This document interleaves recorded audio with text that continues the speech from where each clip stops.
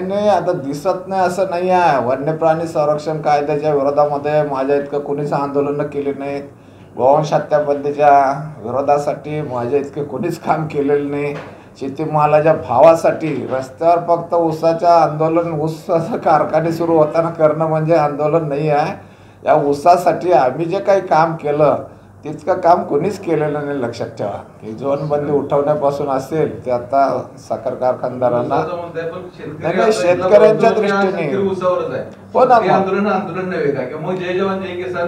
नाही ते चुकीच्या पद्धतीनं करताय. तिथं कारखाने बंद पाडणं ही भूमिका नाही आहे आता घ्यायची. याच्यामध्ये त्यांना सगळ्या शेतकऱ्यांचा रोष आलेला आहे. राजू शेट्टीने केलेली चूक आहे ती. ऊसाचं आंदोलन, ऊस अडवणं हे शहाणपणाचं लक्षण नाही राहिलेलं यावर्षी. कारण आम्ही अडवत होतो त्यावेळा कायदा आमच्या बाजूचा होता. आता हे अडवत होते त्यावेळा गयावया करत होते. 50 तर द्या, 10 तर द्या, 20 तर द्या. ही काही पद्धत नाही आंदोलनाची. लक्षात ठेवा, कारण कायदाच तुमच्या बाजूचा नाही आहे आता. हे खासदार असतानाच कायदा SMPचा गेला आणि FRPचा आला, त्यामुळे शेतकऱ्यांचं वाटोळं झालेलं आहे. त्यांनी आता जे केलेलं आंदोलन ते यशस्वी झालं असं तुम्हाला वाटतं का? काय झालं? 3000 रुपयाच्या आताच दर बसलाय सगळ्यांचा. काय मिळालं कोणाला? गेले 14 वर्ष राजू शेट्टी खासदार झाल्यापासून 9-10 पासून सांगतो मी, ऊसाचा दर 2500 ते 3000 रुपयामध्ये आहे. आणि ही सगळी जे काही पाप आहे हे राजू शेट्टींचं पाप आहे, हे लक्षात ठेवा. आता काय आहे की माझ्या नशिबालाच असं आलेलं आहे. मी पहिल्यांदा आम आदमी बरोबरही होतो, परंतु आता महाराष्ट्रात जर आम आदमीने ठरवलं की आम्ही लढाई करणार नाही, तर मग आम्हाला गप्प बसून कसं चालेल? कार्यकर्त्यांना काय सांगणार किंवा आम्ही स्वतः काय करणार? आम्हाला निवडणुकीमध्ये भाग घेणं, प्रश्न सोडवण्यासाठी जनतेचे म्हणा, शेतकऱ्यांचे म्हणा, आम्हाला निवडणुका हे एक तिसरं हत्यार आहे. रस्त्यावरचं आंदोलन झालं, कोर्ट कचेऱ्या झालं आणि पुन्हा निवडणुका झालं. तर निवडणुकीच्या वेळेला आम्हाला आम आदमी नाही झाला. आता त्याच्यामध्ये आम्ही मग एक चांगला शेतकऱ्यांचा पक्ष म्हणून त्याच्याकडे पाहिलं. दुर्दैवाने त्यांचाही तेलंगणामध्ये पराभव झाला. त्यांनी महाराष्ट्रात यायचं नाही ठरवलं. आता माझा काही दोष आहे याच्यामध्ये? मी काही त्या पक्षाने मला हकललं, काढलं किंवा मी पक्ष सोडला असं झालेलं नाही आहे. दुर्दैवाने ते पक्षाचे लोक इथं येत नाही आहेत. पण तितक्याच तोलामोलाचा नवा पक्ष, अत्यंत सज्जन माणसांचा, सैनिकांचा पक्ष असा जर का लोक आता हे सगळी गटारगंगा साफ करण्यासाठी सैनिक जर का उतरत असतील राजकारणामध्ये, तर त्यांना साथ देणं माझ्यासारख्या शेतकरी नेत्याचं काम आहे. आणि त्या पक्षाचं नाव त्यांनी भारतीय जवान किसान ठेवलं. तेव्हा किसानांच्या दृष्टीने माझी निवड यांनी केली हे माझं गौरव आहे. लक्षात ठेवा, एवढ्या शेतकरी संघटना महाराष्ट्रात असताना माझ्यासारख्या फाटक्या संघटनेचा माणूस किंवा फाटका माणूस त्यांनी स्वीकारला, यात माझं मोठेपण आहे.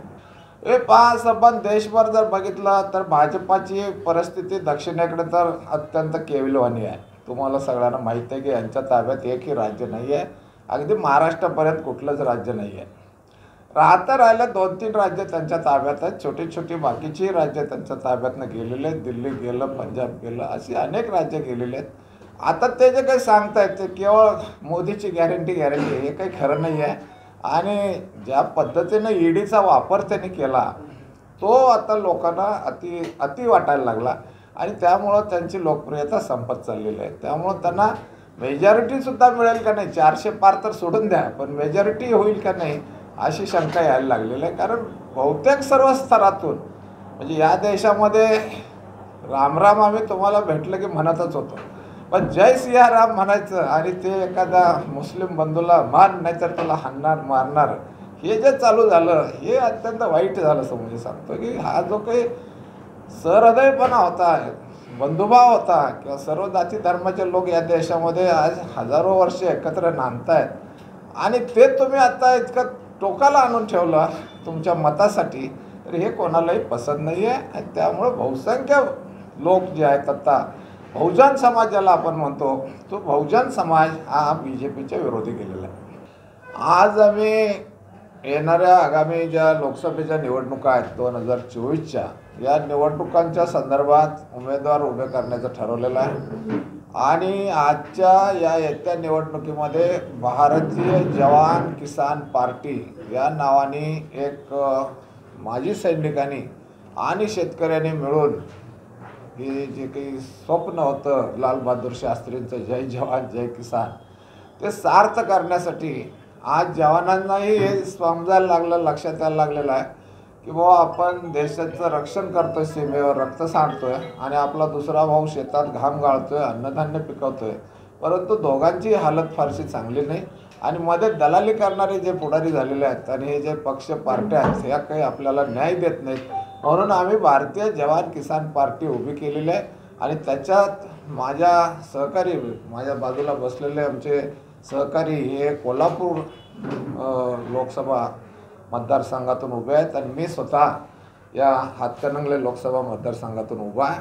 तेव्हा आमचं चिन्ह जे आहे ते आता निवडणूक आयोगाने दिलेलं आहे गिफ्ट बॉक्स आणि हे चांगलं जीवन, चांगलं आयुष्यमान हे देण्यासाठी हे आमचं बक्षीस जनतेला आहे. त्यांनी आम्हाला निवडून द्यावं यासाठी आजची आपण प्रेस कॉन्फरन्स घेतलेली आहे. कसं असतं, आंदोलन हे आंदोलन असतं आणि निवडणूक हे सगळ्यात मोठं आंदोलन असतं, हे लक्षात ठेवा. की या सगळ्यात मोठ्या आंदोलनामध्ये सर्व शक्तीनिशी सर्व पक्ष उतरलेले असताना दिल्लीतलं आंदोलन चालवणं हे कठीण आहे आणि त्याच्याकडे लक्ष जाणं हेही कठीण आहे.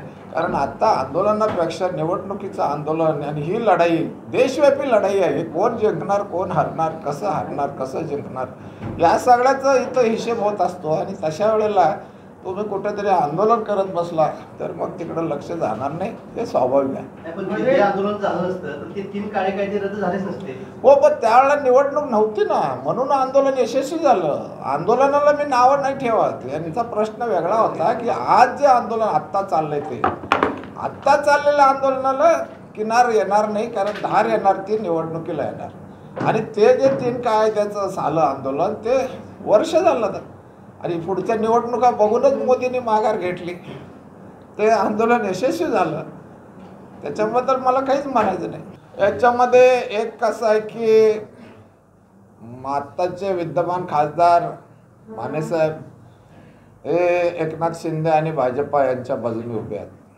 दुसरं आहे तर हे 3-4 पक्षाची जी आघाडी होती, या आघाडीमध्ये खरं म्हणजे आता यांचा चेहरा उघड झालेला आहे की तुम्ही मोदी हटावासाठी तुम्ही एकत्र आले आणि तिकीट नाही मिळत म्हटल्याबरोबर सगळेजण आपलं चिन्ह घेऊन घोडा दामटायला सुरुवात केली. राजू शेट्टीसुद्धा मला तुमचं तिकीट माझ्या पाठिंबा द्या म्हणून त्यांच्या पायऱ्या झिजवल्या आणि मिळत नाही म्हटलं आता अकेला चलो वगैरे चालू झालं. तसंच वंचितचंही झालेलं आहे आणि तसंच शरद पवारांचंही झालेलं आहे, कारण निम्मे अर्धी माणसं यांची भाजपमध्ये आहेतच ऑलरेडी. तेव्हा या तिघांच्यावरही आता विश्वास ठेवण्यात काही अर्थ नाही आहे. हे भाजपचे खरे विरोधक नाहीच आहेत. आता फक्त भाजपाला खरा विरोध करते तर आमची भारतीय जवान किसान पार्टी करते, आम्ही करतो आहोत आणि म्हणून आम्ही निवडणूक लढवतो. आत्ता नाही 2 का सांगलीला उमेदवारी भरलेल्या आहे, त्याच्यामध्ये पुण्यात भरलेल्या आहे. जवळजवळ आता 9 झाले उमेदवार आमचे. अशाच ताज्या अपडेटसाठी महासत्ता न्यूजला सबस्क्राईब करा.